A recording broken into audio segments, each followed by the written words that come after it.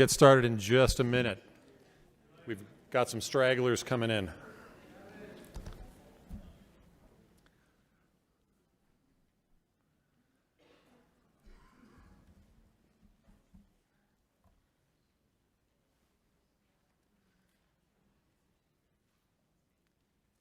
Well, this is kind of an awkward silence, isn't it? Wow, okay. I don't know if I know any appropriate crowd jokes, so I'm not doing that. Everyone just find your seat. We'll get started in just a couple of seconds.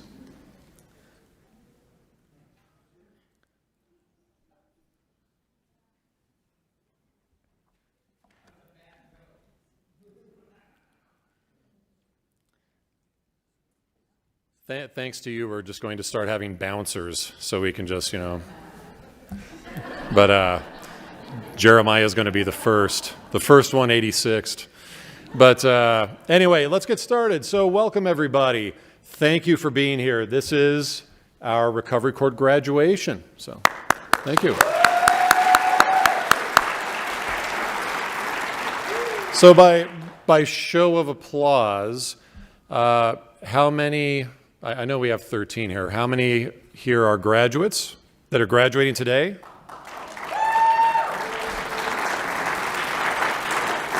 Family and friends of the graduates?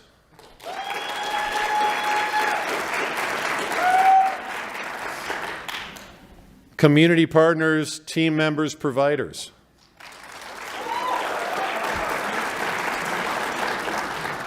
And by round of applause, how many former graduates?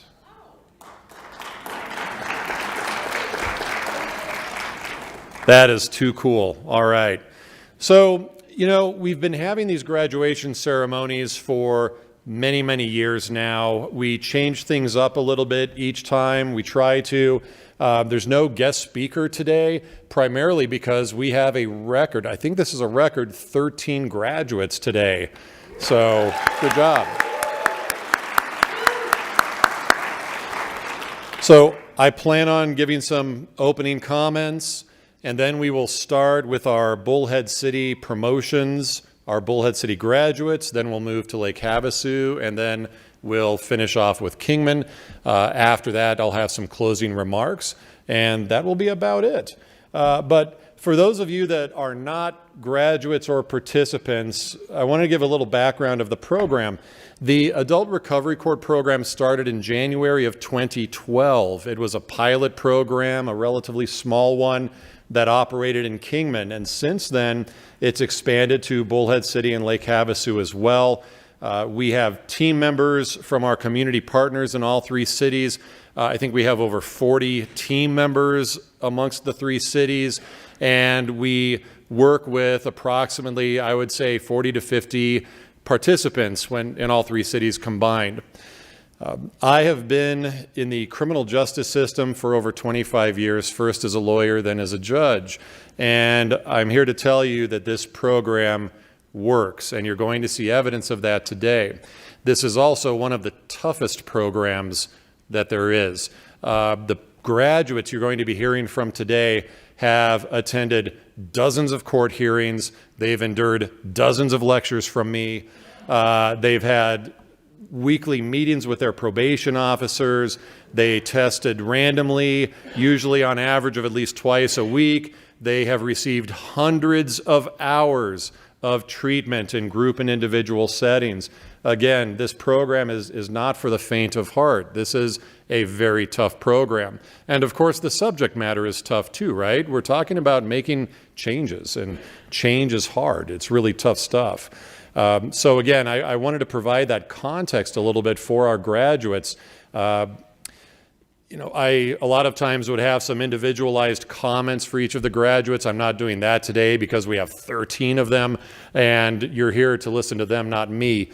But I would just say each and every one of our graduates embodies, a degree of struggle, but resilience and picking themselves up again, moving forward for self-improvement, self-empowerment, By the time people graduate this program, they have some significant sobriety under their belts.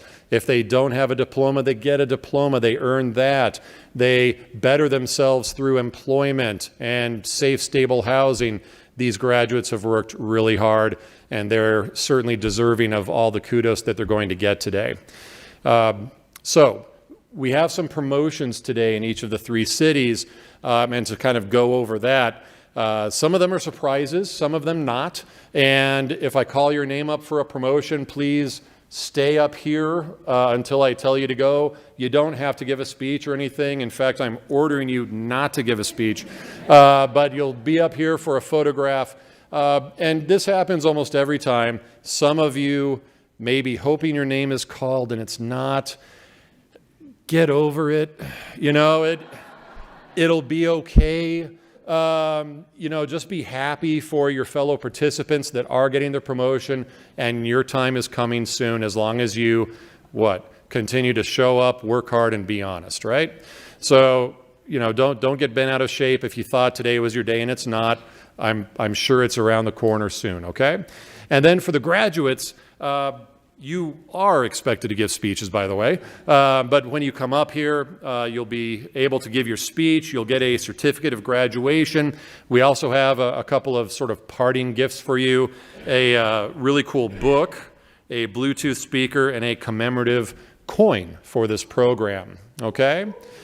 And I'll announce this later on too, but if you are a graduate of the program, if you're graduating today, please stick around afterwards for some pictures up here. And if you have family and friends that also want pictures, feel free to come on up after the ceremony.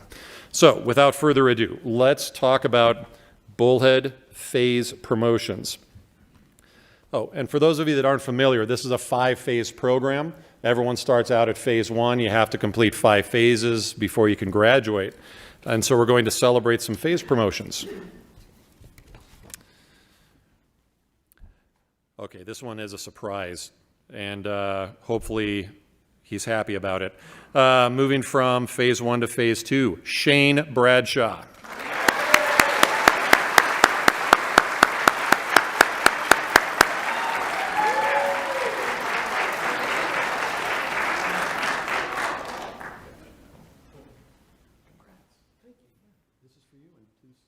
For just a minute, okay?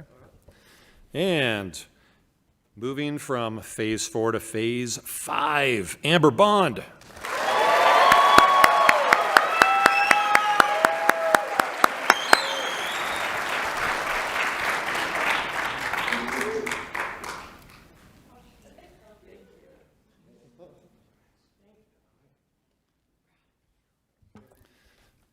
And our last promotion in Bullhead, moving from phase 4 to phase 5, Brandon Simon.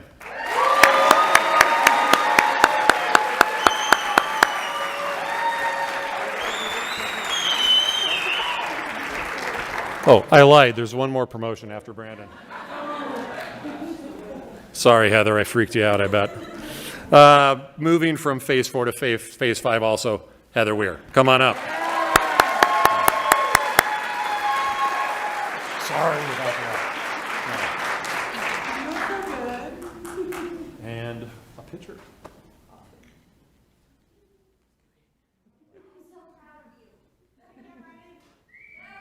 Good job.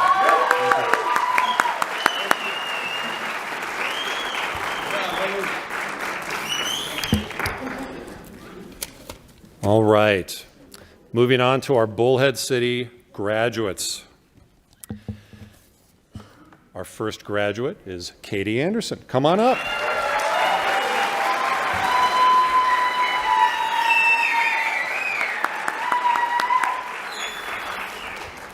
It's all yours. Hello, everybody. My name is Katie Marie Anderson. I was born on May 31st, 1997 in Tucson, Arizona.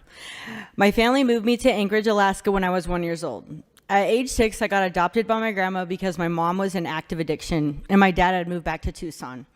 I was in 6th grade when I got suspended from school for smoking pot in the bathroom and was placed in a charter school.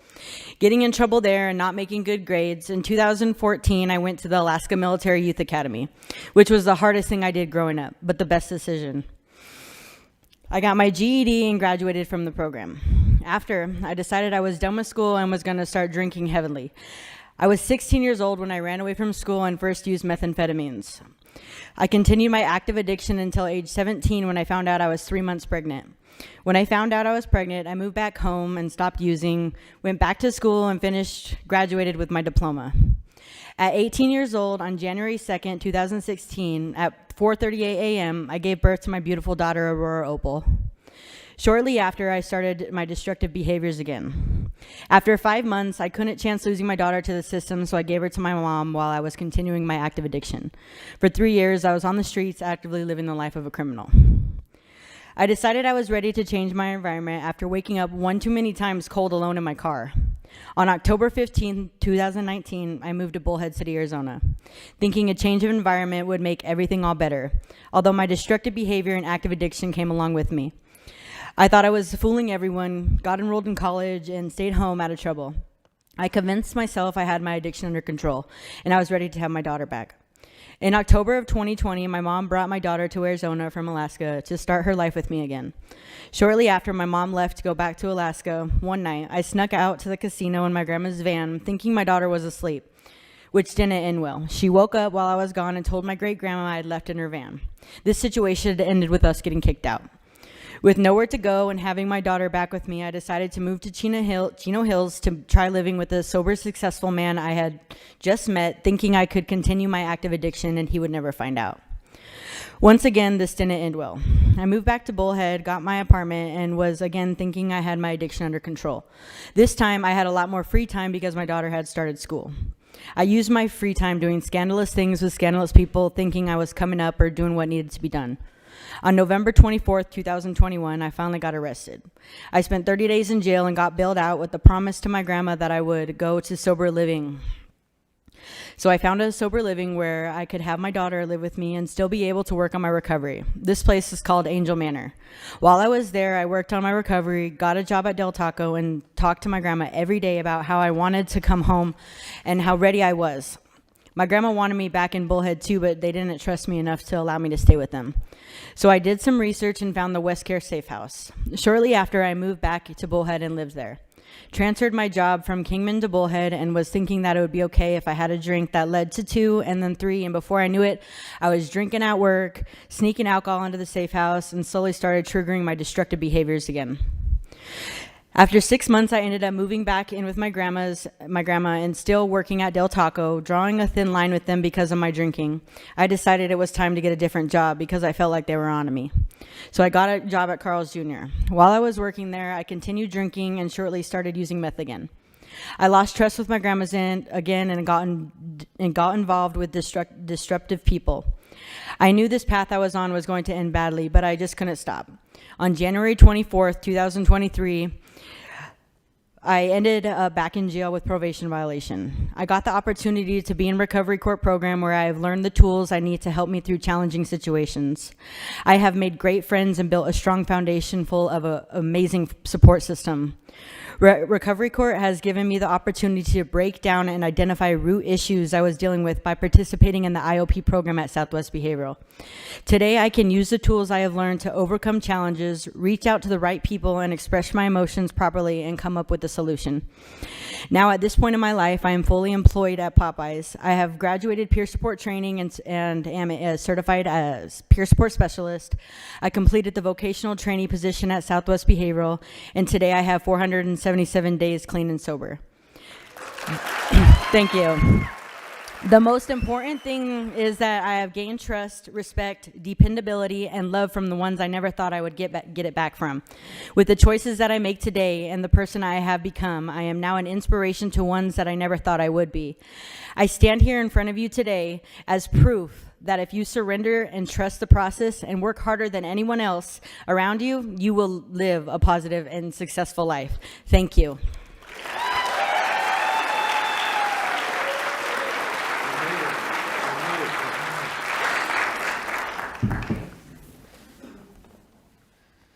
I have to admit, there were a couple of times I was thinking to myself, please, for God's sakes, take a breath. I was like, man. No, that was wonderful. And so we have for you your certificate of graduation. This is for you. Thank you.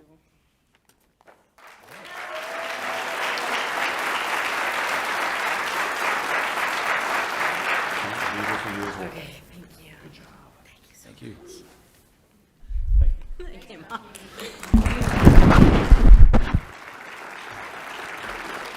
I was warning everybody not to break the microphone, and I broke the microphone.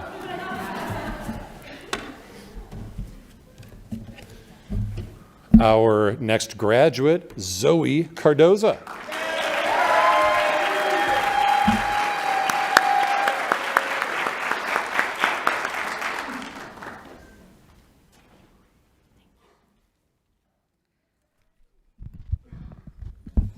Hello. Before I begin sharing my recovery story, I would like to thank everyone here for showing up to give their support. To all those who were in the program and to those of us who are graduating the recovery court program today. My name is Zoe Cardoza and my clean date is January 20th, 2023. In May of 2022, I was released from jail and had entered the recovery court program. Not knowing what to expect going to my first hearing, I was extremely nervous. With me being the newest person to the program, that first hearing seemed to be the longest and most nerve-wracking. During that first hearing, I was able to listen to all of the positive feedback everyone on the team had given to every person that went before me, and that definitely helped lessen my nerves, but more importantly, it showed me how caring and supportive every member on the team was. Prior to entering the program, I had hit rock bottom many times. I was living on the streets, and I had nothing to my name besides a duffel bag full of clothes. I had also pushed all of my family and loved ones away. While I was using, I was in toxic relationships that were mentally and physically abusive. I had lost custody of my daughter and made irrational decisions that helped drive me further into my addiction. I was 21 when I had first tried fentanyl for the first time and overdosed. And in those 2 years, I had overdosed 3 different times. I was living a dangerous, chaotic, and careless life. I was extremely selfish, and I had become a master of self-sabotage and manipulation. I had become someone that I no longer recognized. On April 17th of 2022, I was arrested and had caught a possession charge. While I was being taken to jail, all I could think about was how I was more than likely going to end up going to prison. Thankfully, I was wrong and had gotten a second chance on probation. Being on recovery court has changed my life completely. I love my life now that I am clean and sober. When I first started the program, so many people thought that I wouldn't successfully complete the program. And there was definitely a moment or two where I began to question myself as well. Thankfully, I am here today, and that is because I never gave up regardless of the circumstances. I also had an amazing team that was always there to help me along the way when I did struggle. Everyone on the team always gave me amazing advice and support. Although the advice you receive may not always be what you want to hear, the team always has your best interest in mind. So always keep an open mind and trust the process when it comes to receiving advice from the recovery court team. While in the program, I have achieved many of my personal goals. My proudest achievement happened on May 23rd of 2023. After countless hearings and tons of self-improvement, I had regained custody back of my amazing daughter, Marley Ray. I've had my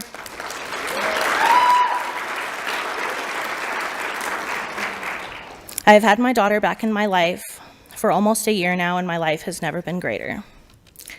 My amazing fiance, Joshua, and I are working every day to break the cycle and maintain a happy and healthy life for our family. We are able to do that now because we remain clean and sober. I am beyond grateful for all the friends that I have made through the program. I would like to thank everyone on the recovery court team for all the support they gave me. I'd like to thank my fiance for standing by my side and pushing me to be the best version of myself. I'd like to thank Cheryl and Bobby DeBatt for always believing in me. and for always reminding me that I do matter, I am important, and I'm not a throwaway person. I'd like to thank Stephanie for standing by my side and helping fight to get Marley back. All of you have had a huge impact on me and my recovery, and I could have not asked for a greater team to support me through all of this. Thank you.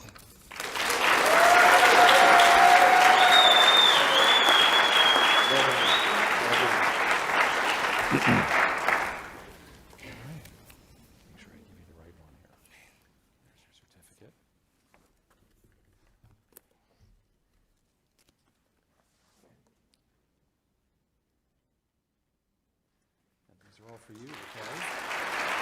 Congratulations.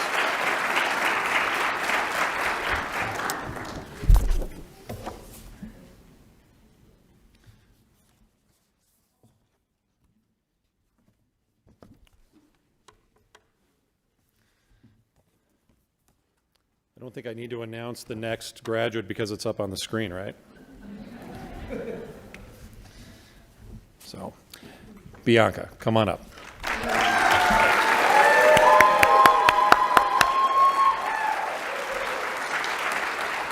Great.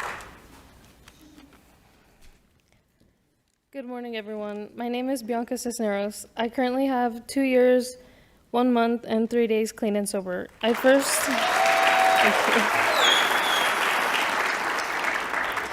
first want to thank everyone for showing support to all of the participants of the Adult Recovery Court program. I also want to give a special thanks to Judge Williams and the Recovery Court team. I'm not able to express my gratitude, but I can tell you how lucky I am to be standing here before you all today. It took me a while to realize this program will work if you work it. I first entered Recovery Court in September of 2022. I had just gotten out of jail after 6 months. My addiction led me there. I experienced a reoccurring trauma for the first half of my life. At 8 years old, I began looking for ways to cope with it. It was then when I discovered self-harm. As time went by, cutting just wasn't doing the job. I started using drugs at 14 years old. I thought it was cool having friends that were older than me, partying all the time, and not going home, sometimes for days at a time. I thought it was okay because I was young and I didn't have responsibilities. It was fun until it wasn't. Fast forward a couple years, I was still doing the same thing, only in a different place, different drug, and different people. I didn't have goals or any plans for my future. All I wanted to do was to get high. When I was 18 years old, I was arrested in Las Vegas for 64 grams of meth. I had no record, not even as a juvenile. They held me for 3 days, then let me go. I was scared for my life. I had never been to jail, and I had no idea what was going to happen to me. I told myself that I was done. I didn't want to do this anymore. That lasted for about 2 days until I was back at it. I was arrested again at 20 years old for theft and burglary. This time they held me for 6 months. That was when I knew I didn't want to continue on the path that I was going down. I got out on September 8th, 2022. I was let out on the condition that I enroll in recovery court. Judge Williams and the team recommended that I get into treatment, which I didn't want to do because I had already been clean for some time. So I did 90 days, then transitioned into sober living. That's around the time things started to get rocky for me. I got kicked out of sober living. I was missing appointments, IOP, all the things that are important in recovery. Throughout my first few months, I wasn't all in. I just wanted to be clean. I didn't want to do the work, the groups, or the classes. It wasn't until after I got sanctioned to 2 days in jail that I can say I fully surrendered. The truth is, you can't have 1 foot in, 1 foot out. In recovery, it has to be all or nothing.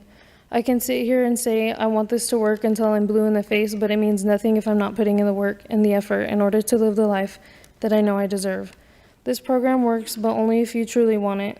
There's not always going to be good days. There's going to be days when you're tired or simply over it, but you have to keep it pushing. I've put blood, sweat, and tears into this to finally be able to be here today. You just have to take it 1 day at a time, 1 foot in front of the other, and remember, nothing changes if nothing changes. That's all.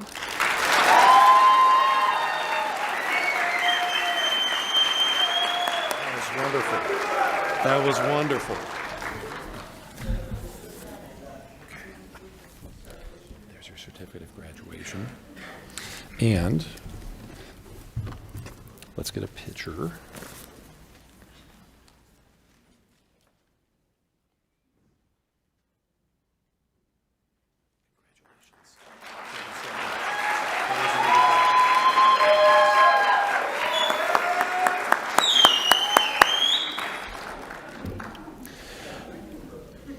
Oh, the heckler is up next. All right. I'm just kidding. That's not an invitation to heckle him, by the way. Jeremiah, come on up.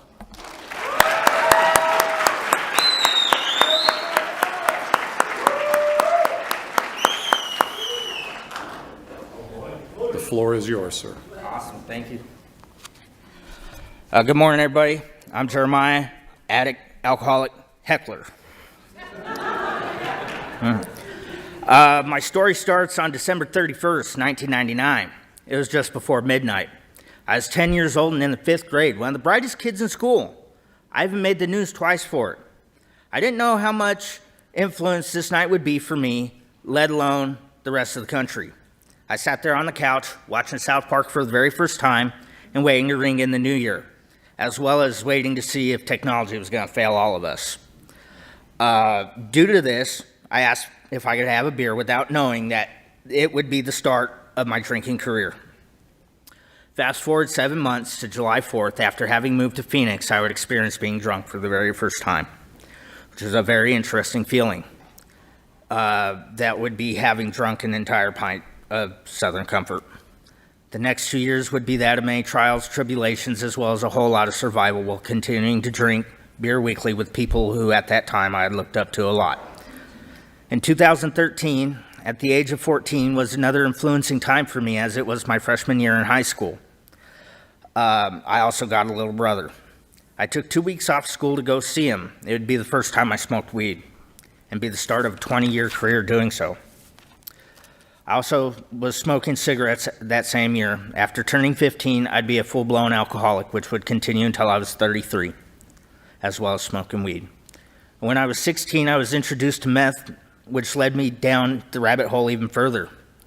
Over the next 17 years, I would become a full-blown drug addict and extreme drinker, at times drinking a half-gallon of Jack and 30-pack of beer every other day to myself, at times smoking 2 ounces of pot a week, followed by no less than a half ounce of meth every day. I'd perfect being a criminal during this time, which I'm not proud of, while being extremely loaded.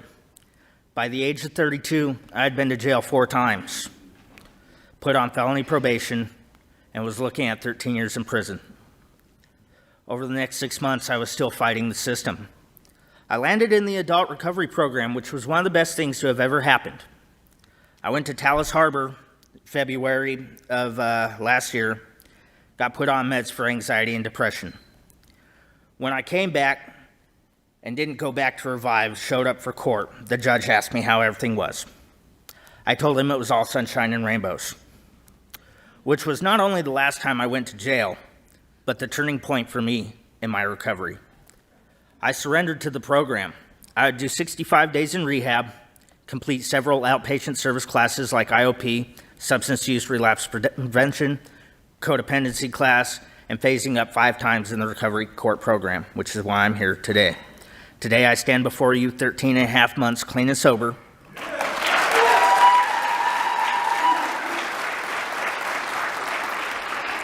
living my best life ever.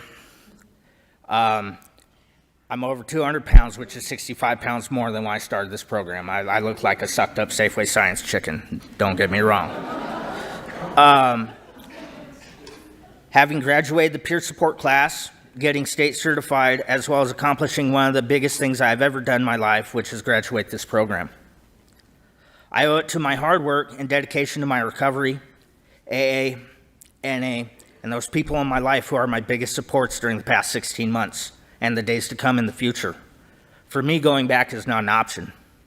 If I can do it with everything I've been through, so can you. Thank you.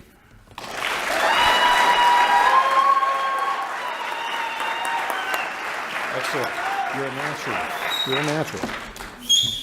Talk about being nervous. Were you nervous? I was. All right. That is for you. Thank you.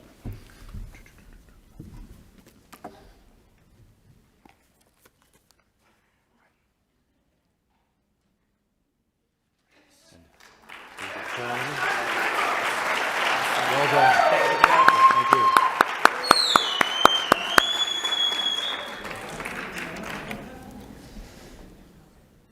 All right. Okay. Our next graduate from Bullhead City, Casey Lively. You've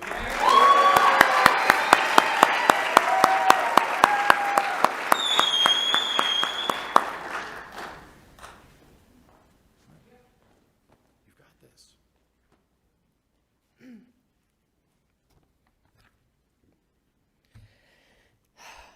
Good morning. I'm so nervous. All right. I'm 30 years old and I grew up in Needles, California. I had a great childhood. I was very athletic and played every sport you could think of. From the age of 9, I played a lot of travel ball, and just about every weekend we were going somewhere for a tournament.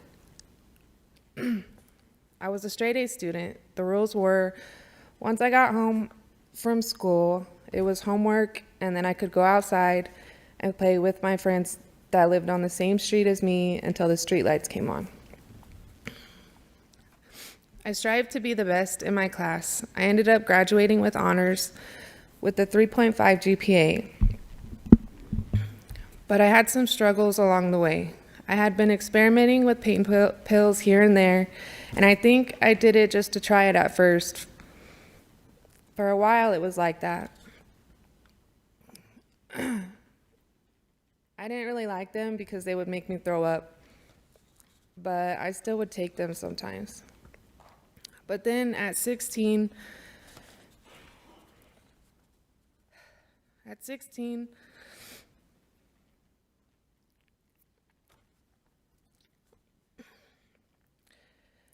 my uncle committed suicide.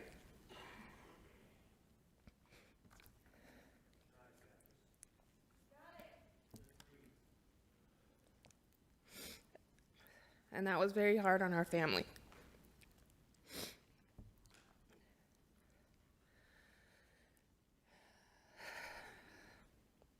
I was the last one in my family to be with him the night before it happened.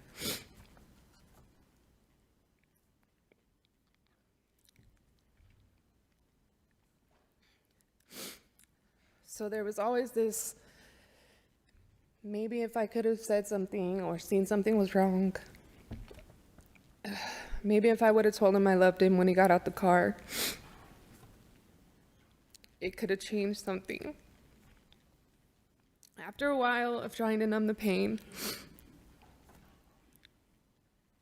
I experienced withdrawal for the first time, and I didn't know what was happening. I was so young that I had no idea that I was even having withdrawals. I dealt with this from 16 to 19. I would secretly take my grandma's pain pills and would lie or do anything I could to get my mom and grandma to believe that I wasn't taking them. When I was 19, my kid's dad and I found out I was pregnant with our first daughter. That day, I stopped taking pain pills. Our second daughter was born 2 years later. After she was born, the problems in the relationship really started to hit hard. I didn't want to feel the pain and heartache, so I started using again to numb the pain. It started off slow and gradually increased over a year, and pain pills became way too expensive, so I started using heroin. It was cheaper, easier to obtain, and kept me from being sick. I tried to be a functioning addict for a while, but as time went on, you can't keep it together.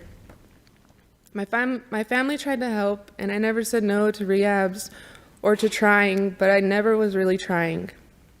I knew I had a problem, but I wasn't ready to stop. This went on for years. I spent the last 5 years out on the streets, not showering for days, sleeping under bridges, sleeping behind trash cans. Stealing food and clothes from stores. Finding the food they throw out behind Safeway and Maverick. I was always going somewhere, but never going anywhere. I was so lost and in such a dark place for so long. My mom wrote me this poem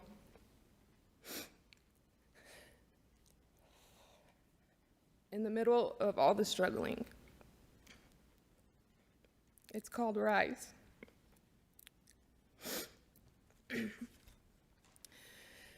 You shouldn't suffer in your pain alone. I've been in your shoes. You could run a mile and get nowhere, or stand still and be everywhere. Either way, the tread will eventually wear away. It's the sole of that shoe that keeps you together, that keeps you in it. Rise above your pain and suffering. You're not doing this alone. We all share in your hurt. You are worth more than anything you can put in your body. You are my daughter, sister to your brothers, mother of your children. I don't want you to be an angel in heaven. See your worth because I do.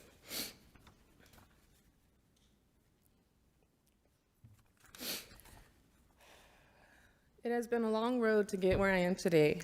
10 arrests, 3 jail sentences, many years I've lost with my kids that I'll never get back. But I have found and seen my worth again. And life has been so beautiful. This program was exactly what I needed at exactly the right time in my life. It kept me busy, and we all know just how busy they keep you.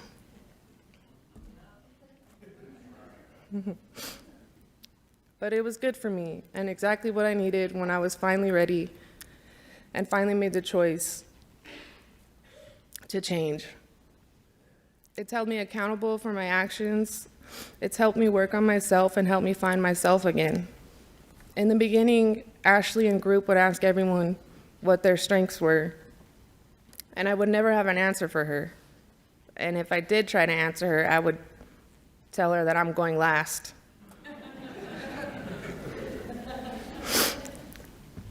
This went on for months. It was like that. It became a thing where she'd ask and then look at me, and I'd be like, no. But today, I have found the many great strengths in myself that I have. I am reliable, dependable, strong, motivated, caring, and I am a hard worker. And the list can go on. Things that today I truly believe again. Today, I am 437 days sober.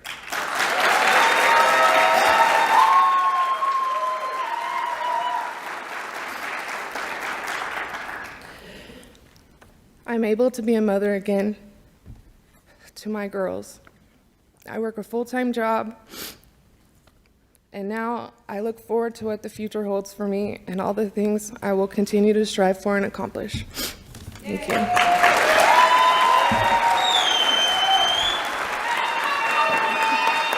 We finally located some Kleenex if you'd like one. Thank you. All right.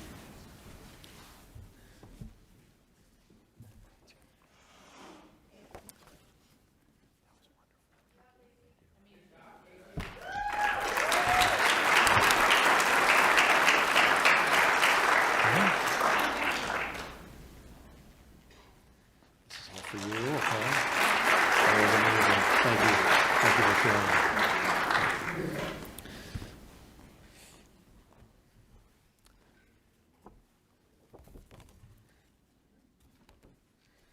Our next graduate from Bullhead, Lydia Gonzalez.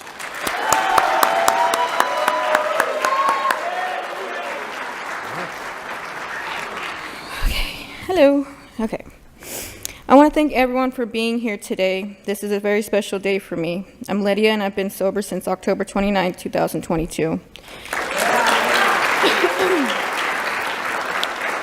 Without the support of everyone on my recovery court team, Sarah, Bobby, Kelly, Hildy's house, West Care, I would not be where I am today. From the bottom of my heart, thank you. One thing I remember telling myself at a young age was I will never do drugs. Being around it my whole life, I knew I didn't want any part of that life. The struggling, never being stable, the chaos. I was 23 when I started down that road. Weed and drinking, at first having fun. Then it led to the hard stuff, heroin. That had me. I thought I had it under control. I wasn't addicted. That quickly changed into I needed to function. For 10 years, my life was chaos, homeless, ODing 5 times. I hated every day of that life. It wasn't until I hit my bottom, looking into my kids' eyes. They're crying. I'm high. And they're begging me not to go. I was so far gone, but I had to get my next fix. As I was walking away, I knew enough was enough. I had to find help. At this time, I caught a case and the cops were looking for me. The only way I knew at the time to not use was jail. So I turned myself in. I went in not knowing my fate. That's how bad I wanted to get clean. 3 months later, I was out and on my way to treatment. I thought I was ready. I was a year clean when I relapsed. Going back to that life was not the same because I now knew that there was a better life out there for me, and I knew where to get the help. Going back into treatment, I was ashamed, scared, guilty to even walk through those doors. But Bobby, being Bobby, hugged me and said, "We'll just pick this back up where we left off." I did a lot of work on myself. It was not easy. I did everything that was uncomfortable to me. I spoke in groups. I opened up about my past. But the most important thing I did was forgiving myself, letting the past be the past and moving forward. I was in treatment this time for 4 months, and when it was time to go, I was terrified. I did not want to fail again. It wasn't until I was walking out those doors I told myself that life is gone. It's time to get back to work. You can do this. I can honestly say I haven't looked back, not once. My life now is hard, but also amazing. It takes work and a lot of patience. I enjoy the work I do to never be that messed up person again. I got my kids back in my life, also my family. I can be there for them today. I work, I pay my bills. I'm broke half the time, but hey, my kids are expensive. Just the fact that I can be a present mother and able to afford to support my kids is everything to me. Every day is not perfect. There are times I get super stressed, angry, scared, and tired. I stop and use tools and resources I now have. Recovery is possible. It's only if you really want it and are willing to do the work to get it and keep it. I never thought I would be where I am today, and I'm very proud of myself. I'm going to end this with a thank you from the bottom of my heart to the Recovery Court team, West Care, Bobby. You helped me in more ways than you will ever know. Thank you for not giving up on me. And last, to my boys, Alex, Papa, I promise to work hard every day to be the mother you always deserved. I love you. Thank you.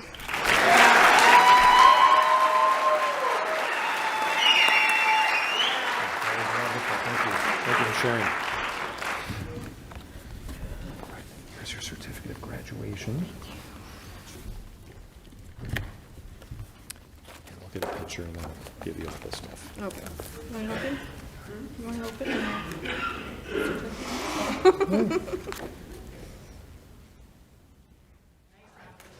That's all for you, okay? Thank you. Excuse me.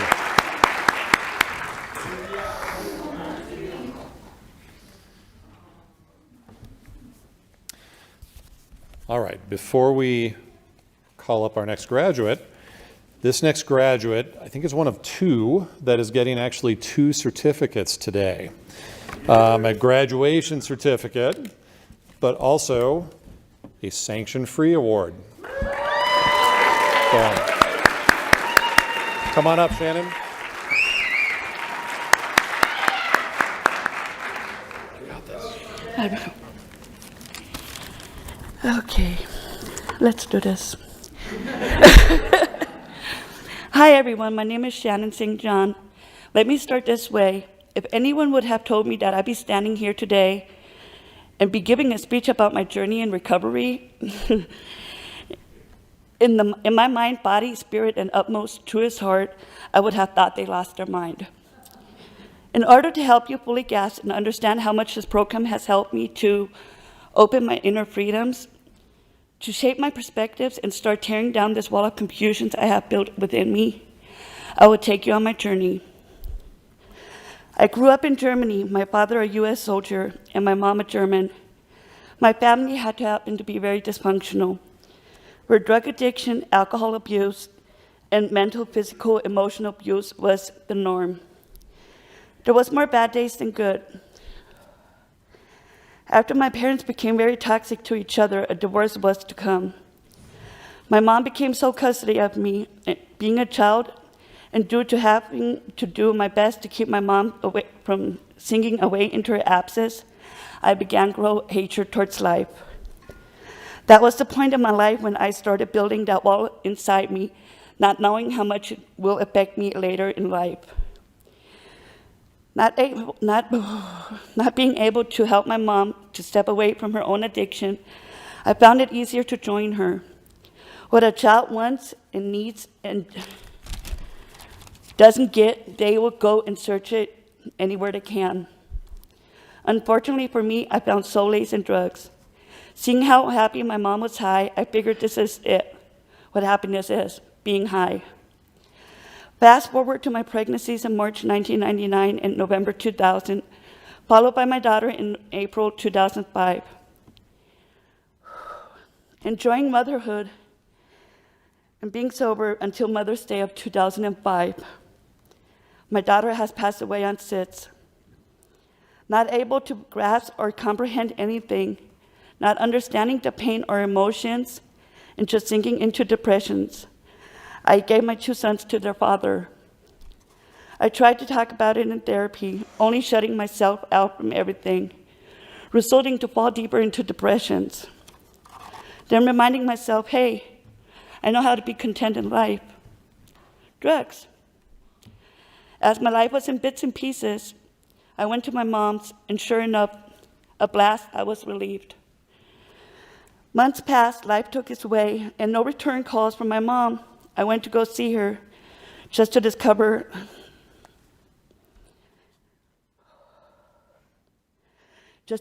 that my mom committed suicide with intentional overdose on heroin. After nothing left to hold me back in Germany, I decided to come to the States in 2007, thinking to find myself here, not realizing I was running away from myself. As I met my American side of the family, I realized, and realizing growing up without them, I started to feel like an outsider. So again, instead of trying to make it work in California, I ran to Arizona to run amok. Now we fast forward to August 3rd of 2022. In the morning hours, the house I lived in got raided. I hit rock bottom in county jail.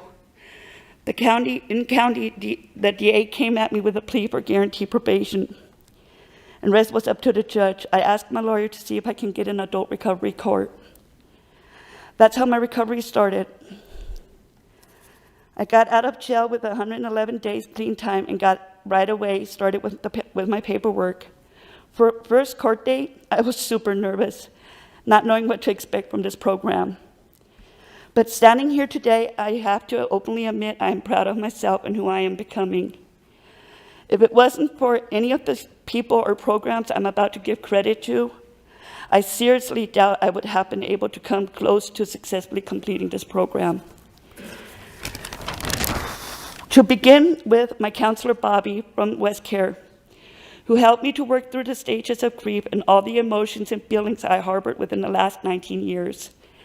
To understand, Bobby also talked to me that I don't have to change, just how to react.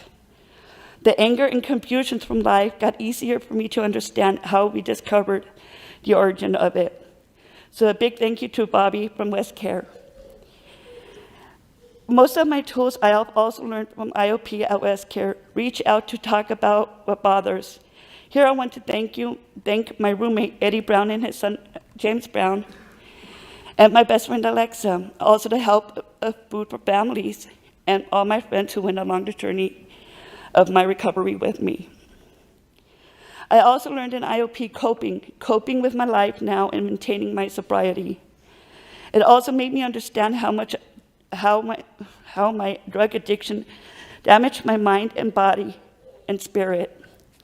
It taught me that I need to set healthy boundaries, set short-term goals that are attainable and will help to accomplish long-term goals.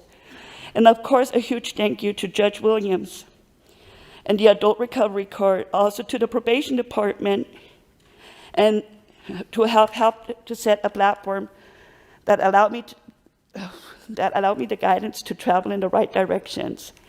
It helped me to find my way back into the society. It provided me and it helped me to become a stable, responsible, and most to live life on life's terms. I would like to close my speech by sharing the 3 main takeaways that I personally gained from this process and taken away every step along this way. 1, without a stable foundation, without placing the right people in your life, without working and seeing your goals through, and not continually placing one foot in front of the other, you will not be able to proceed with a sober, productive, and happy life. 2, you need to maintain an open mindset that will help you transition from your old perspectives to your new perspectives.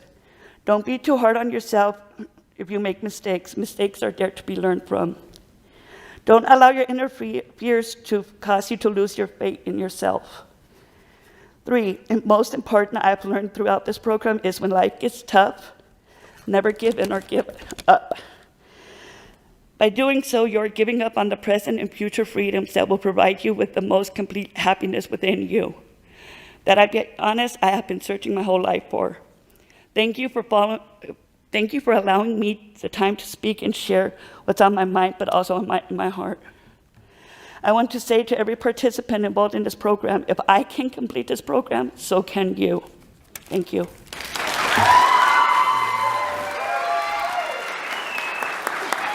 You survived. You did it. So I mentioned that Shannon gets the sanction-free award. You know, if you have been in this program for a minute or two, you know there's a lot of rules, right? A lot of requirements, and like the more rules there are, the more opportunities there are to violate rules. And so if you finish sanction-free, that's pretty amazing. So here you go. Here's your certificate. There you go. I'll hold one and you hold one. And let me get you these 2.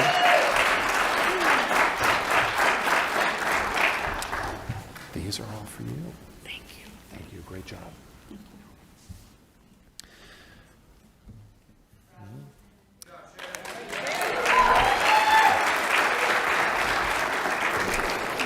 All right. Let's move to Lake Havasu.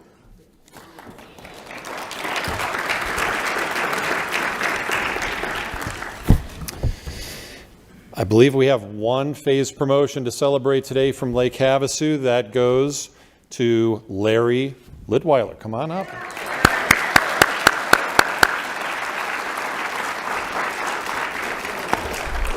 Larry is moving from phase 3 to phase 4.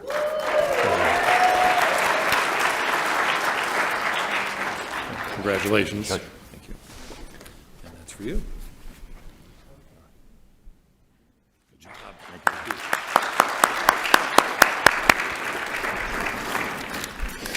On to our Lake Havasu graduates. Our first one is Austin Hathaway. Come on up.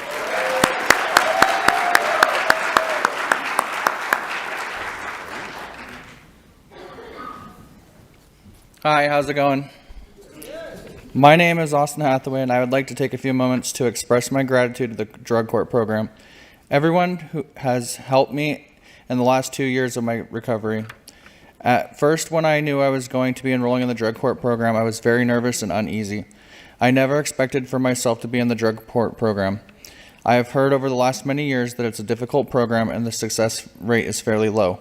So to make it to graduation is a great accomplishment. So I am here today to share my story with you. At 9 years old, I started smoking cigarettes, and by 12 years old, I started smoking pot. It was about 7th grade when I befriended a girl, and we started hanging out at her house with her older brother. He was a few years older than us. We continued to hang out, smoking pot and drinking, until one day, for the first time in my life, I experienced the sight and smell of methamphetamine. It was then that my friend and his friends began to question my age, and at that point I decided it would be a good and bad idea to lie about my age, insisting that I was held back a few years so that I could gain the acceptance of the older kids. It was at that point I for the first time experienced the high of methamphetamine. As time went by, the meth usage led into heroin usage, and at that point I had not seen any negative consequences or felt that I was in any immediate danger.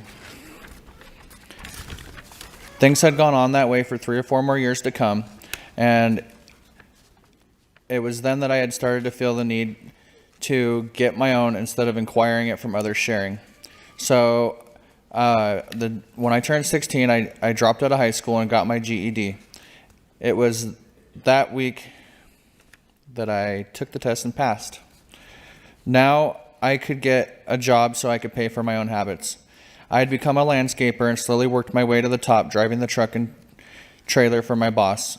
Upon working with my boss's son, he had informed me that he and his mother used meth every day. I was surprised. In my mind, I had felt that I was not having any issues because I was only using once or twice a week.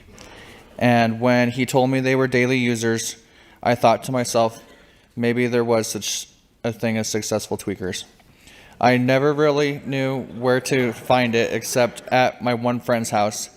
And now the son that I was working with told me it would help me on the job if I did it every day. It was then that I explained to him that I didn't know where to get it every day, so he introduced me to his plug. My habit quickly grew bigger and more frequent for the next 2 or 3 years. By my 21st birthday, my mom could no longer allow me to live with her, and she and my family had felt that it was enabling me. I then was gifted an RV from an older gentleman that I had met at Circle K, and I started living in the desert.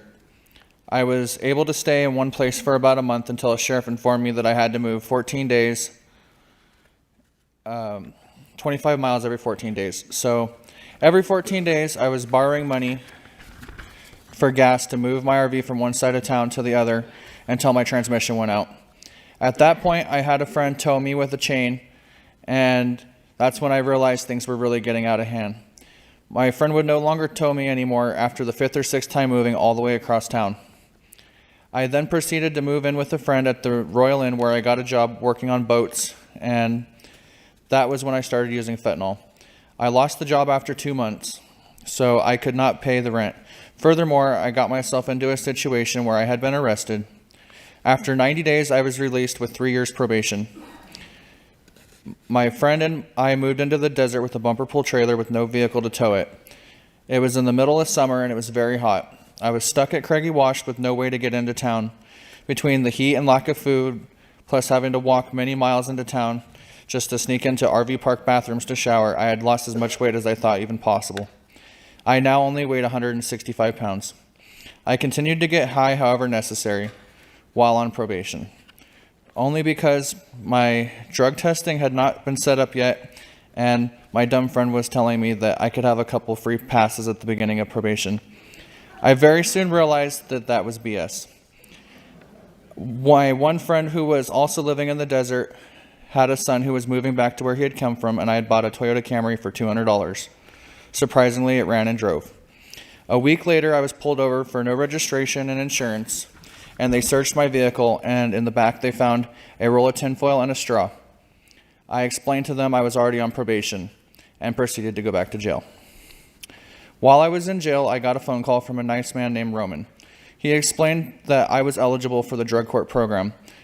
It was then that I knew it was time to change my life and accept the offer. As soon as I was released, I knew that I would not be going back to the desert again. I cut that friend out of my life completely and called my family to help me come up with a plan to do things differently this time. My family and I decided that I could temporarily live with my grandparents as long as I could find a job in a week. It was a great plan with the exception of the fact I was still severely detoxing from fentanyl. I was sick as hell and could not get out of bed. I still managed to find the willpower to find a job and attempt it anyways. I got hired as a landscaper once again. I was supposed to show up at 5 a.m. Monday morning. Unfortunately, that's as far as I got. When I could not make it to my first day of work, I had lost my job already. It was then that my grandparents told me that I could not stay there and I'd have to figure something else out. I was depressed more than ever and went back to lay down lifelessly. My family continued to brainstorm ideas while I was trying to recover my health. When I woke up, I was greeted by my family with smiles on their faces, and that was when they had found out about the Oxford Sober Living House.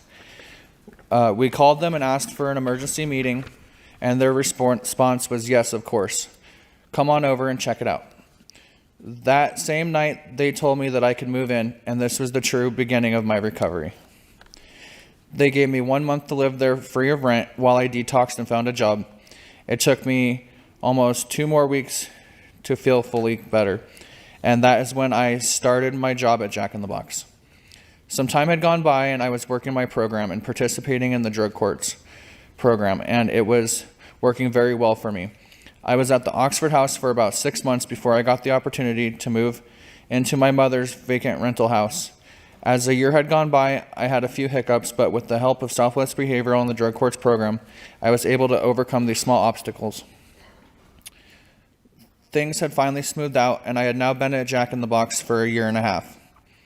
Later, I had the opportunity to earn $3 more per hour at Taco Bell, so I took it.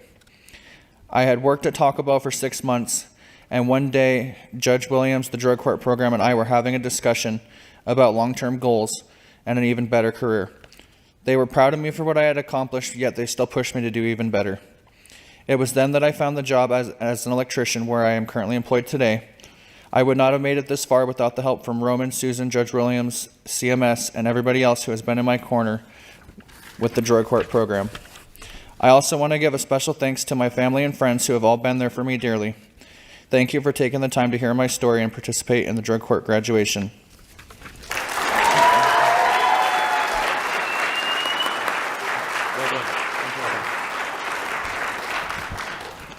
Here's your certificate of graduation.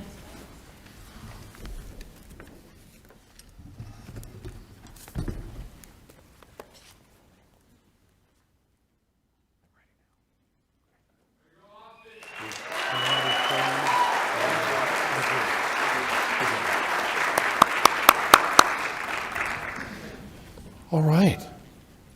Our next graduate from Lake Havasu, Kamisha, come on up.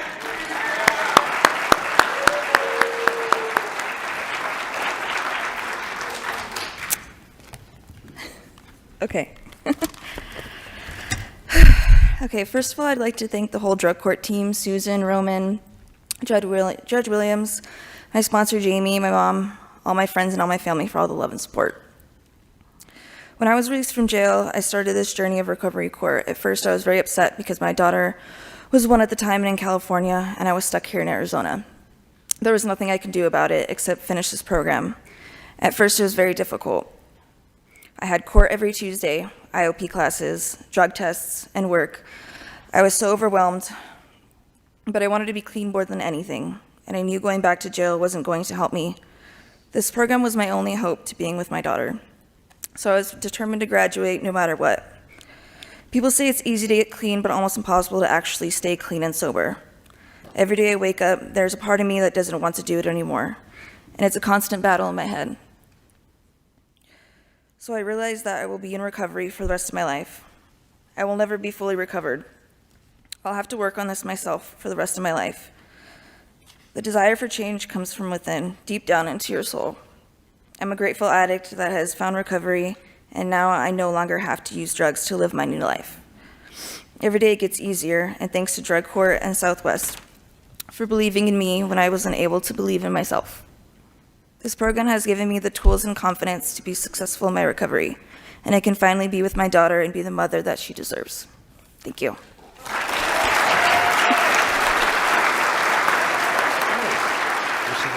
You did it. Good job.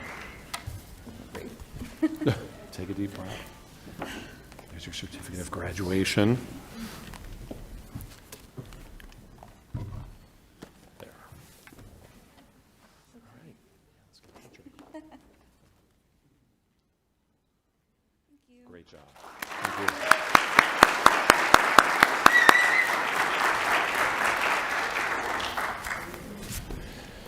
you. All right. Now, on to Kingman.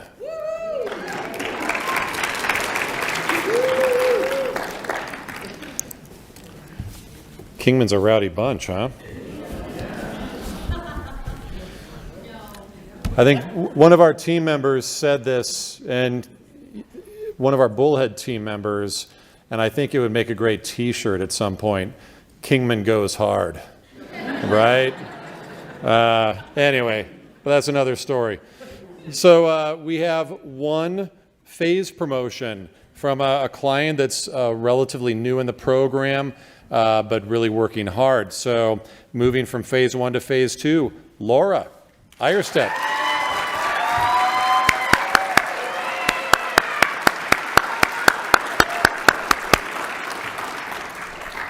Congratulations. Thank you.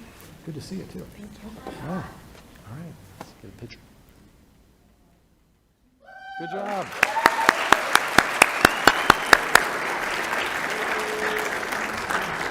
And moving on to our Kingman graduates. Our first one, I believe, is Arturo. Right?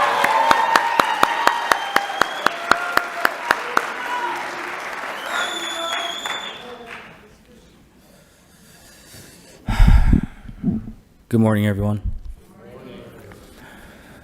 My addiction to meth started out as something new and exciting. On a night out with my girlfriend at the time out of town, we met up with a friend of ours. I was asked if I wanted to try it. I laughed off the question, knowing damn well that had to have been a joke, but I knew it wasn't. I spent time ruminating on this so that I'd have an answer for the next time I was asked what I thought about it. Out of all the drugs I've done, this one already had a bad place in my heart. Having watched how it tore at my older siblings, more noticeably one of my older brothers, a smart man. It would rip at his psyche and distort him. I could still hear the words of a younger me saying I would never let that happen to me, and I never want to be like that. I looked back on my prior experiences with drugs and how they seemed to be controlled. None of them are ruining my life, just things I did every now and again for fun or on special occasions. So I concluded that I'm the one in control. I am strong-minded and willed, something I found great pride in.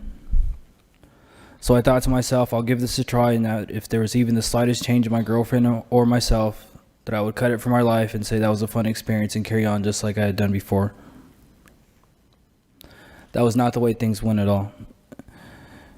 It was me that had changed and would be taken. I would want it around for what started out as special occasions to every now and again, to every other week, just the weekends, and to eventually what would become every day. It was all I wanted to do. I grew indifferent and ripped away from my loved ones, grew far from my friends, and even further from my family. Through all that, I still had no idea that the grip that it had on me. I still believed I was the one that was in control. I eventually gave up on everyone and everything just to be alone with my high. I would become homeless, sleeping outside on benches at the parks, under bridges, really wherever I would end up because the blisters on my feet were too much to bear from walking all over town. Back and forth, round and round I went. Even here I would tell myself I was the one in control. Convincing myself of this helped in better swallowing my reality. First, there was the morning of the life that I threw away, where I would talk about the life and the things I used to have. I used to say and think that I had lost all these things, but the truth was I gave them away. Then came the morning of me. I desperately held on to these memories of who I was, the person my friends would look up to, the person that cared. I held and squeezed onto these memories until they broke. I broke. When it finally became clear to me that I was not the one in control, I was so estranged from self that I didn't even care. I slipped into psychosis with open arms, and it was hell for 2 years. I gave up any ambitions. I gave up trying to be around people. I would hear voices all the time, everywhere. I couldn't tell what was real and what wasn't because it was all real to me. When I woke up from sleep that I seldom got, there would be this brief moment of belonging that carried over from the dreams that fled, and the unsettling truth of homelessness and addiction would quickly flood in through as if I would quickly flood in as I would immediately get high to face the day. All I wanted to do was go home, but there was nowhere that felt like home anymore. In 2020, I would end up in handcuffs in the back of a sheriff's car around 3 in the morning for possession. I did some time for that, and at the end of it, I was offered a spot in a program just like this one, but in the justice court called the Quality of Life. A program I never made it out of phase 1 in. Even when they told me that I would have my drug charges dropped upon completion, I wasn't impressed. I wanted no part of it. 2 years in that program, I would talk up a good game, get kicked out, talk my way back in, and get kicked right back out. I was given one last chance, and I ended up getting kicked out again for the last time because I had caught another felony, and that's how I landed myself here in the adult recovery court. I didn't see it in the cards, but here I am today graduating this program.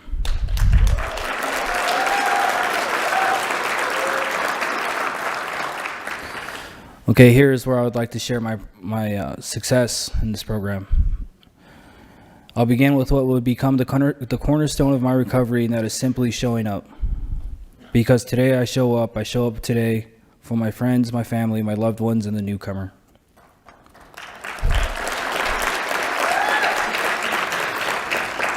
The success really started with me showing up for drug court. I was angry, I wasn't happy seeing any of the team. I was not at all honest, nor did I care to hear any of the team's criticisms. High, malnourished, sleep deprived, and all the things, I showed up.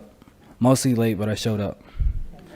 And when the time came to turn myself in because I was sanctioned for multiple days at a time, that came every week because I wasted no time being put on the disciplinary plan by my second weekend, called the Cragen Plan. I showed up. In the madness, I can recall counting the days of the violations and tallying up the days, thinking to myself, 1 day, 2 days, 3 days, that's not too bad. I'd get to court, and it was an easy 5 always, at least. Each week I'd rack up the days, and each week I'd be at the side door of the jail waiting to get in. I showed up. Shoot, I even showed up early, but that was only because if I came in early, I got out early. Early enough to do it all over again. Like a pinball in the machine, I'd shoot out, hit all the right stops, fall in the hole, and shoot right back out. Then there was the last sanction that I had gotten. It was actually 2 sanctions, because why would one be enough? It took 45 minutes for the team to convince me to give rehab another chance. Upon release from my last sanction, I was moved along in the transportation that awaited me to go to Revive. A place that I had been to already for 8 days while in the Quality of Life program, but those 8 days might have well been the full 90 because I thought I knew everything there was to know about those suckers in rehab and what they had to offer with their great one-liners like 1 day at a time and just for today. When I arrived, I stood outside looking at the building for about 10 minutes. 5 of those minutes I spent playing out scenarios and the what-ifs and landed on the decision to walk to the casinos where I would just figure it out. Right as I was passing the entrance, I heard my name called out. Arturo, do you want a cigarette? I shot out the words yes like projectile vomit, and that's how I was reeled in.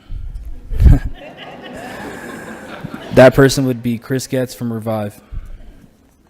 We stood outside and smoked a cigarette together. I don't recall if I said much during that time, but I do remember she gave me another one, and she said, before she went in, she said, when you finish that one, come on inside and let's get this intake taken care of. I remember that first day when I finally got into my room looking at the sucked up person looking back at me, sitting on the edge of my bed, and tears started rolling down my face. Not out of pity, but because I had finally felt the surrender that everyone talks so much of. This was the day that I had finally showed up for myself. Accountability and honesty is what would become of the first wave of success. As a people pleaser and someone who would look outward for validation, I realized that this journey would have to begin from the inside out. I began speaking honestly to myself about what and how I'm feeling. I began describing in detail, almost being cruel with my honesty to myself. That's how it felt anyway at first, because I was still in the fantasy world where I've done nothing wrong and it was everyone else's fault. Things were the way they were. I got familiar with self and began acknowledging my part in situations I long held on to. I began working on forgiveness for myself and others, working through and with emotions. That was a weird and awkward process because in the beginning I had to fake emotion to show emotion, and that led to self-resentment because I didn't jive with the whole fake it till you make it. Another one of those great one-liners I was telling you about. Because I hadn't known me in a long time, and faking it was what I did to traverse my addiction to survive. I longed for something real, something authentic. In the process of working through emotions, I began to learn to give myself grace and have patience with myself. A definition of success would be a conclusion of an effort to achieve, and the conclusions of my effort to this point would begin to construct a sense of self-love and self-worth. With this new sense of self, I started speaking to my peers in rehab, looking and speaking honestly about my behaviors, my part in things, my codependency, my insecurities, and my experiences while in psychosis that I couldn't distinguish from reality or not, with someone other than myself. Here I began forging the genuine want for a better self. I left rehab and went into another residential rehab, ECRC, where I stayed for 9 months. While there, I worked on my patience and tolerance with others. I continued to better my mental health, got peer support certified, and eventually got employment and got myself a vehicle. I raised my credit score from the 400s to the 700s, and today marks 538 days I've been clean.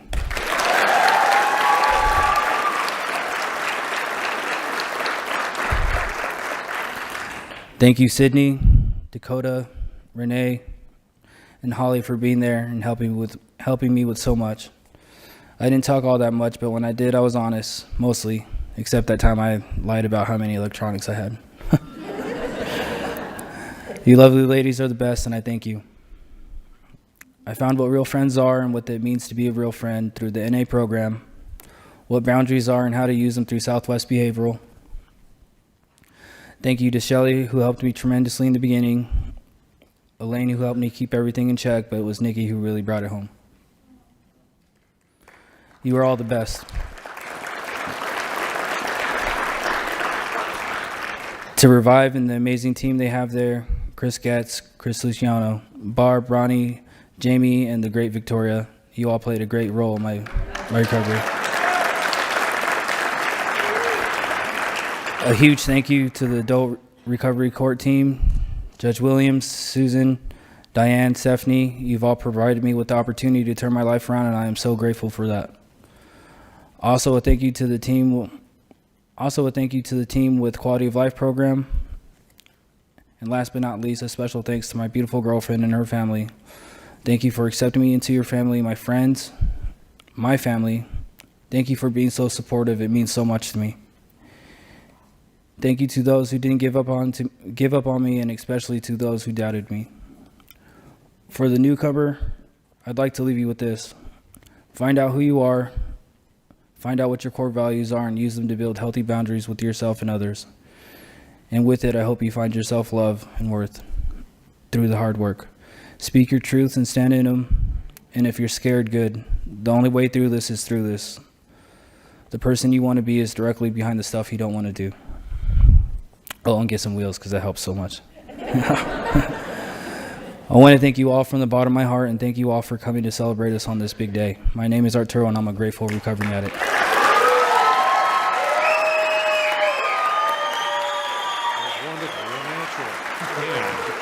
Hey, got a certificate for you and a couple of things.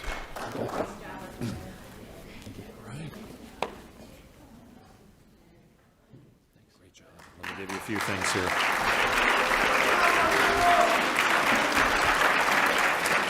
These are all for you, sir. Thank you. Well done.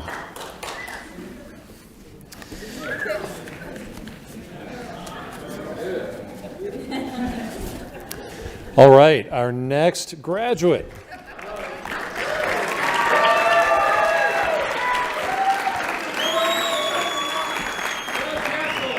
He's so excited, he didn't wait for me to announce him. But no, stay up here. Yeah. But Jeffrey is the second recipient of the sanction-free award this time around. So.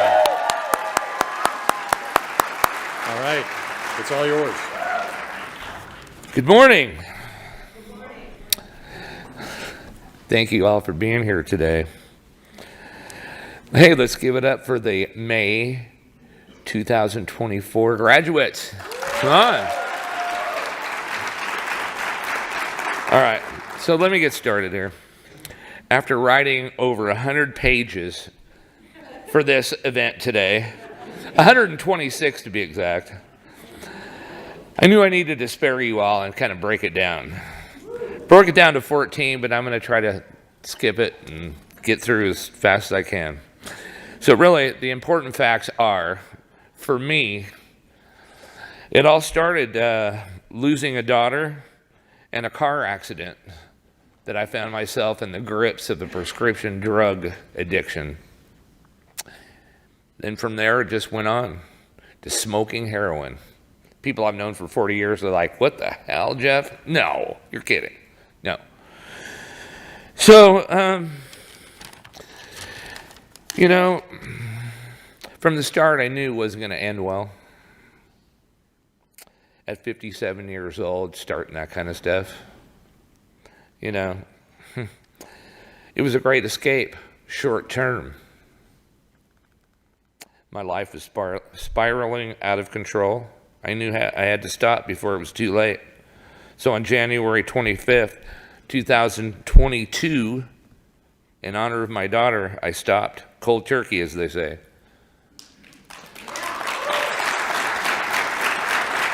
Today, I am 841 days clean.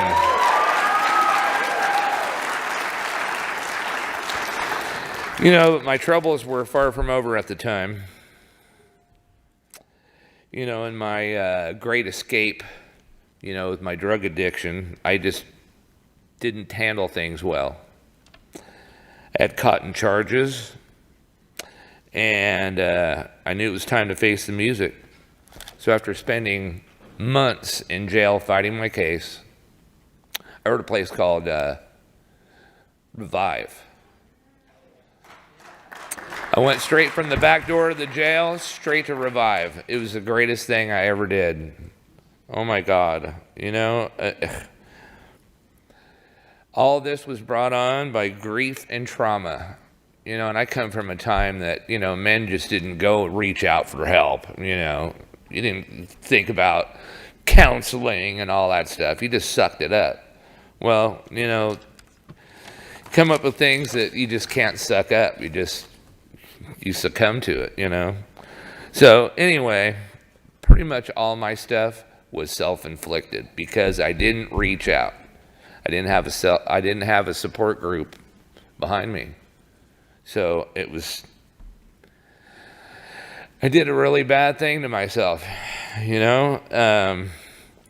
So at Revive, I realized that the healing had begun. Not to mention that great food, huh? Yeah. Woo! So anyway, at Revive, you know, they gave me a great gift. They gave me all the tools I would need to navigate recovery court and get back to the life I once knew. Thanks to Chris Luciano and the great Victoria and staff there. They're amazing. They're amazing. Yeah. So, Shelley, she loves to tell the story about, you know, when I made my first appearance at recovery court.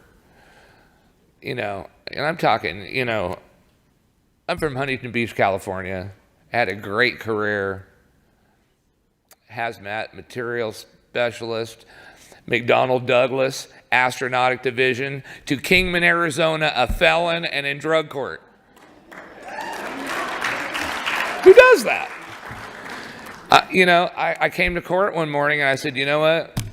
I'm sorry, but I think maybe you guys ought to just send me to prison. And they're all like, oh, heck no. No, you can do this. Stephanie told me from the get-go, she's like, trust in the process. Just keep going. You're doing it now. You're doing it. Keep going. So, I just trusted and believed that I could do it. And I made her a promise. I made her a promise that I was going to do everything she told me to do. Everything. And I did it.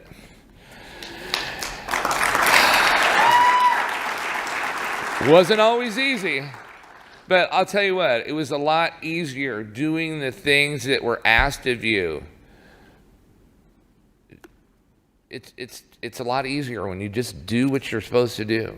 You can get through this program. I'm telling you, I can't say it enough.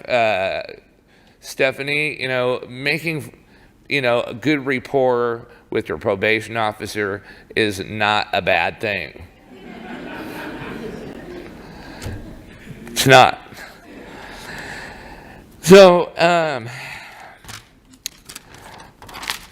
it was a long road.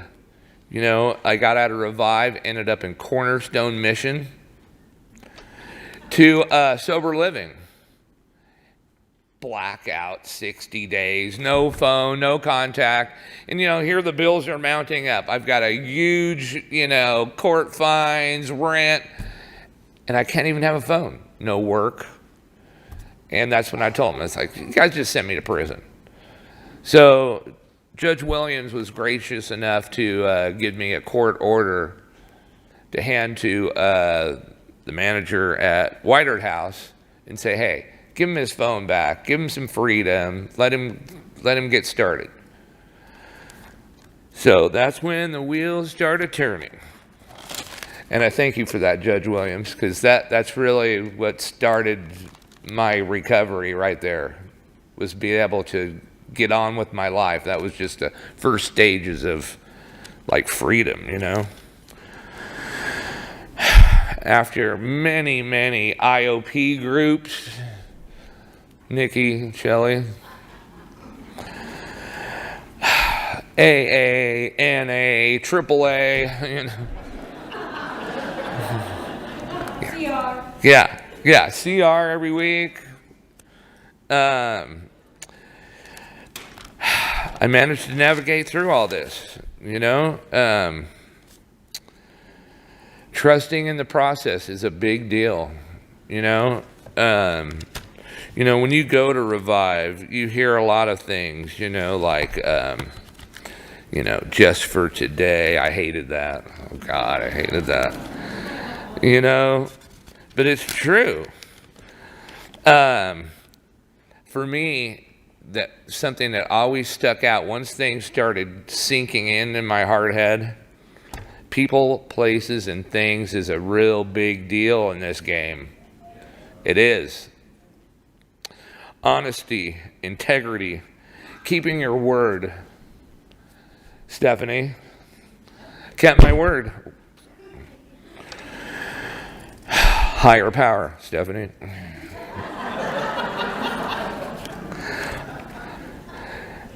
And another thing that, going to NA and NAs, people stand up, oh, I'm addict, da-da-da, I just never could do that,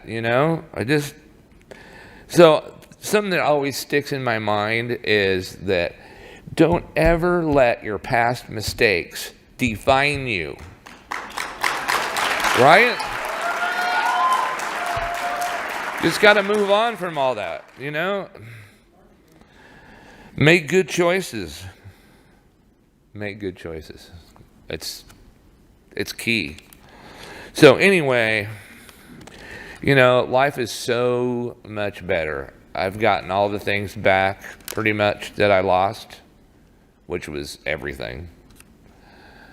My grandkids are just super phenomenal. All the friends that I've made in this program, just incredible. So I just want to like close this off with, I'm honored to be here with all of you. I really am. It was a great experience. I've learned a lot. Getting peer support specialist training, getting certified in that, I learned so much about myself and others and about addiction. It's just crazy. It's priceless.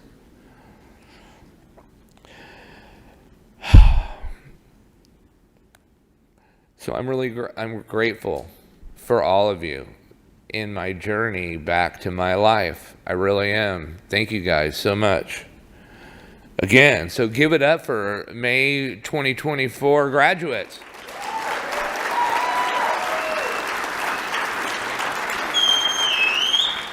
Special thanks to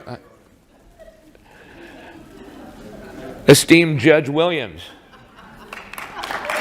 and all of the recovery court team. Susan, thank you. Stephanie, Diane, Shelley, I know there's others that I'm forgetting, but you know who you are. I have to say again, Chris Luciano, and the staff of Revive. Southwest, Shelley, Nikki, couldn't have done it without you guys. And most important to Amber at Southwest, my trauma therapist. She brought me a long way. Troy, Hope Lives. Right? Okay. Kimmy Stryker. Woo! I'm telling you right now, it's helped me a lot. She helped me a lot in my journey. Just remember, this is a great day to celebrate, the ones that put in all the hard work. And again, thank you so much. Thank you, guys. Thank you. Hey, come back. Don't go anywhere. There's your sanction-free award. Woo! And graduation certificate.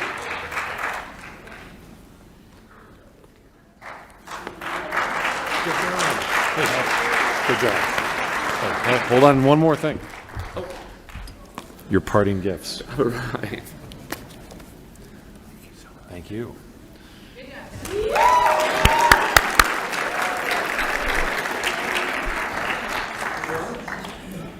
Thank you for bringing the energy, Jeff. And, Susan asked if I was going to mention this today, and after feeling a bit energized from Jeff's speech, we should mention this, that May is National Drug Court Month, by the way. So there's a lot of programs around the country celebrating the work of these programs this month. So what a great time to have a graduation. So without further ado, we're down to 2 more graduates. Tabitha, come on up.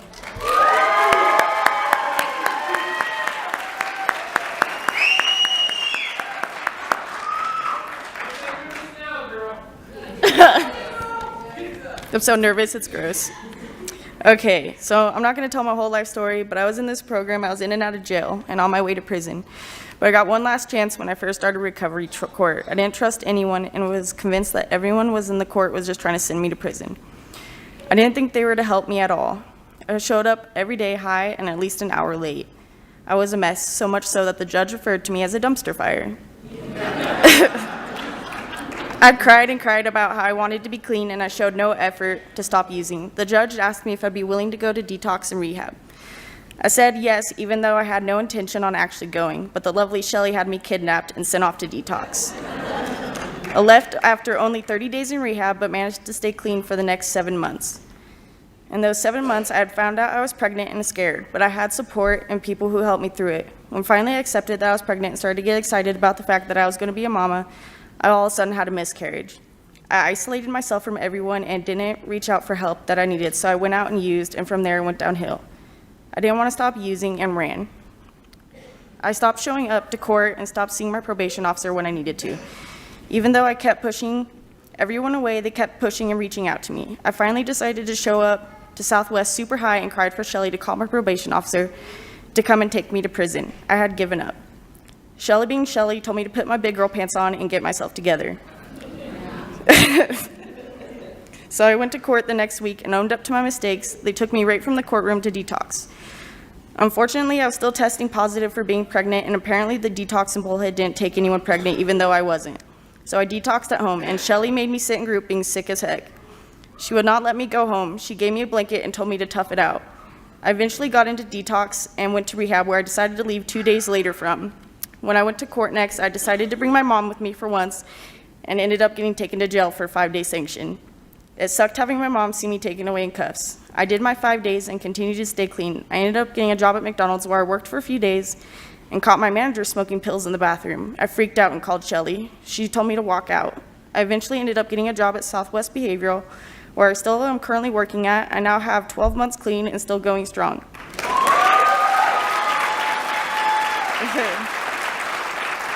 I've definitely come a very, very long way from where I started. I couldn't have done any of it without all the support I got from everyone in recovery court and them never giving up on me when I gave up on myself. I definitely couldn't have done it without Shelly always being someone for me to come to when I felt alone. I know I'd not be clean without recovery court. I'd either be in prison or dead from an overdose. When everyone else gave up on me, they kept fighting for me. Now I have a great support, great job, and all-around great sober life.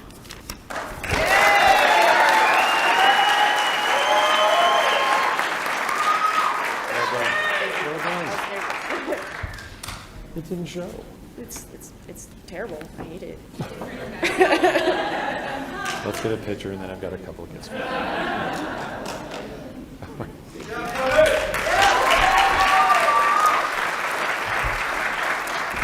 These are for you. Thank you. Thank you.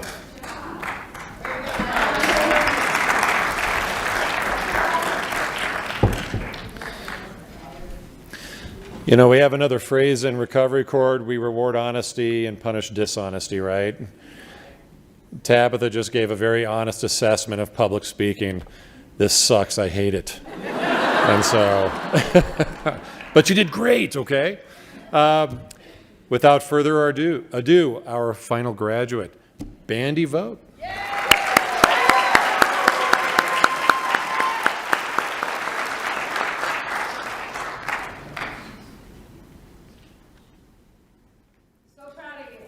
Thank you. Thank you. I am Bandy, and thank you all for coming to support us on this day. This has been a long time coming. I was literally stuck in phase 3 for a year. Phase 1 and phase 2 went just fine, and then something kind of traumatic happened in phase 3, and it left me kind of lost, hopeless, and really unsure of myself. And I really had to pull it together. I didn't understand why I wasn't phasing up, and it's because I wasn't living in the present. I was living in the past, and I was living in the future, everywhere but where I was supposed to be. And I didn't understand. I was staying sober, and every time we'd come to a graduation or anything, I'm like, okay, I'm gonna get phased up. No. Not until I stopped caring about moving up to that next phase. Not until I stopped pushing myself into some place where I wasn't even at yet. I started meditation to kind of get in touch with myself again, and that's what really brought me back together. I do want to thank everybody, Stephanie, for being so patient, and Hector. I don't know where he is. There he is, right there. I see him. You're lucky. Okay. I was going to say, he said he was going to be here. Yes, Hector was the one that initiated me coming into drug court, recovery court, I should say. And I was not pleased about that decision, but I had that or go to prison. And I chose recovery court. And it's been a long, hard process, but it's not supposed to be easy. If it was easy, then everybody would do it, right? But I do want to shout out to Stephanie, to Hector, to Diane, Susan, Judge William, everybody that's been there. A special thank you to Jason Burris from Mojave Mental Health. He really helped me through a lot. He was the one that was there after I got sanctioned, and I went to group immediately afterwards, and he could count on me having an attitude or some sort of explosive nature. But he was there to detune me and help me understand what I was doing wrong, where I needed to step back. And it took a minute to understand for all that to click, because you know, I was raised in a great home. I had great parents. I was brought up right. I had horses. We had money, but addiction doesn't care if you have money. It doesn't care how you were raised. All it cares about is getting a hold of your life and destroying you. And it will if you let it, but if you are lucky enough to get into a program like this, then just trust in the process, and these people will be there to help you. And unbelievably enough, I didn't read a word from my speech that I actually wrote. This was all verbatim, so I'm pretty impressed with that. Another special thank you to my family, to my kids. I have 2 very special boys and my son's girlfriend, very awesome kids, and they've been my ride or dies throughout this whole thing, seen the ups and downs. And thank you guys for not giving up on me. And things are going to get better. They're going to continue to be better. And just thank you.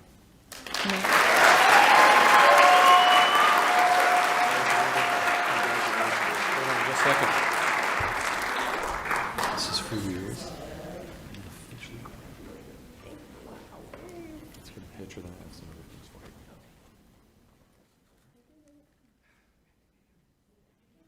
And then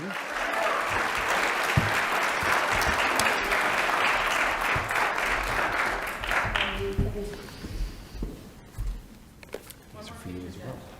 Okay. Good job.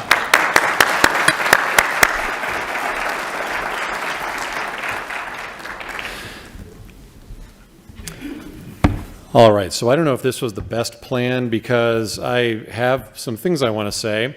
I didn't say them up front because I wasn't sure how long the speeches would take. And I have been telling everybody we're going to be done by noon, right?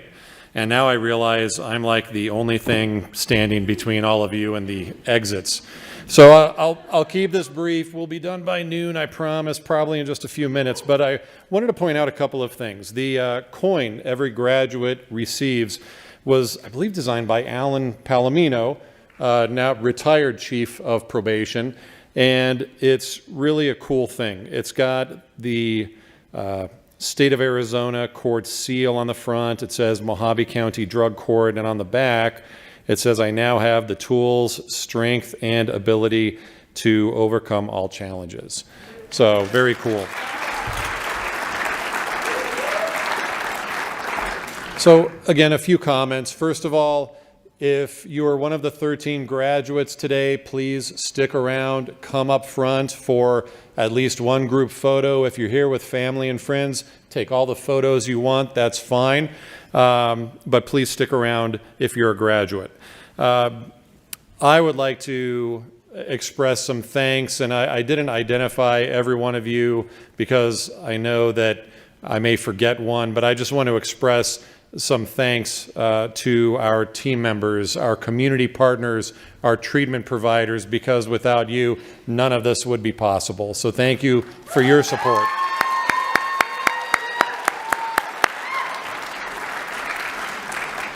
And also, these programs only exist because people in authority and people in power believe in them and believe that they work and that they have value, not just to the court system, but to our communities and society.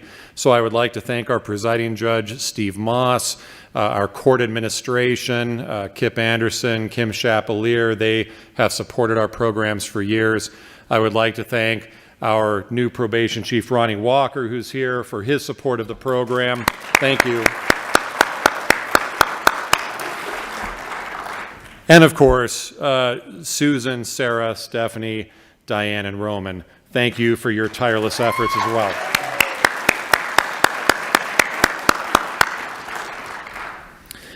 We hold these ceremonies for a couple of reasons. One, of course, is to celebrate the work and the accomplishments of our graduates, right? And to do it in a public setting so that the public can see this and hear about this as well.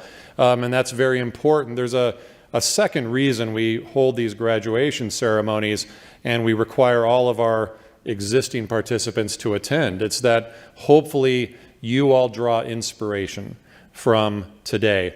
And again, I know I do. I know all of our team members do. How can you not feel inspired after hearing these stories today? But we hope that as a current participant, you can now visualize what the finish line of this program may look like for you, right? And speaking of finish lines, someone pointed out at a conference recently that programs like this are really good programs, of course, but they're not the entire solution, right? This program is for a very finite term in your life.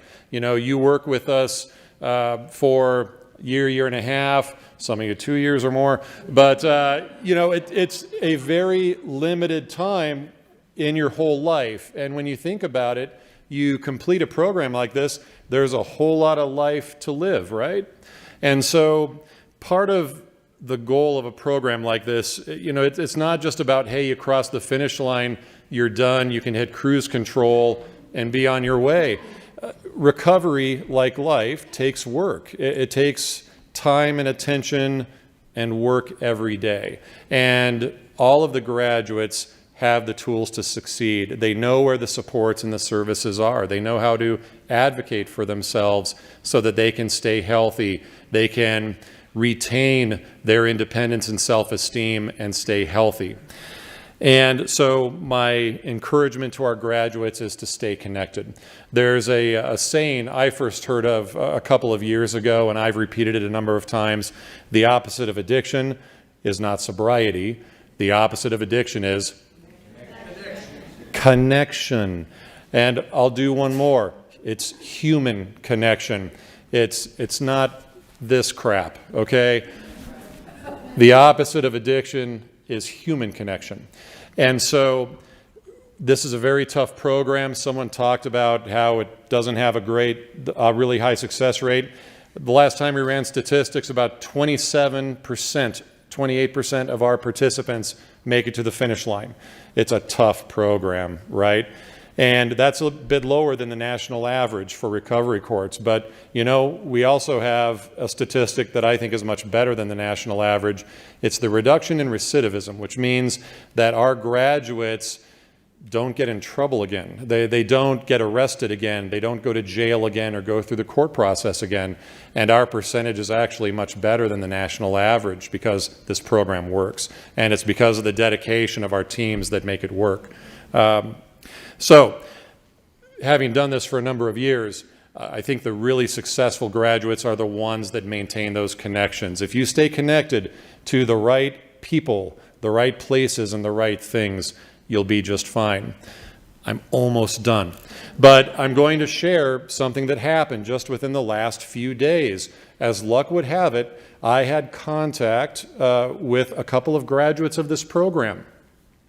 One of these graduates graduated about 6 years ago. The other one graduated about 10 years ago.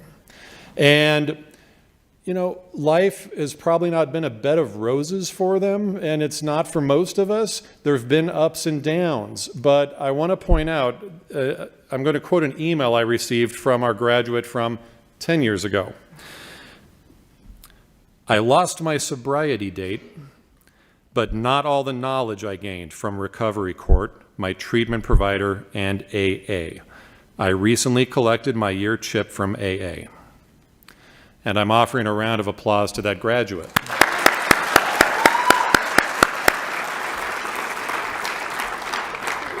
Because, you know, none of us live a mistake-free life. There's going to be stumbles, but the key is to not give up.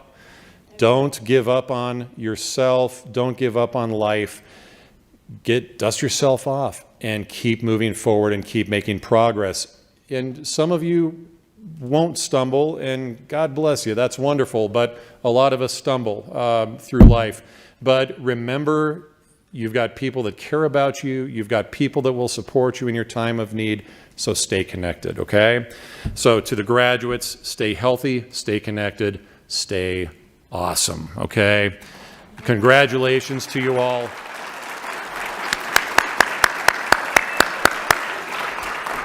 Our next graduation is in November. We hope to see you back for that. But that concludes the ceremony. Thank you very much.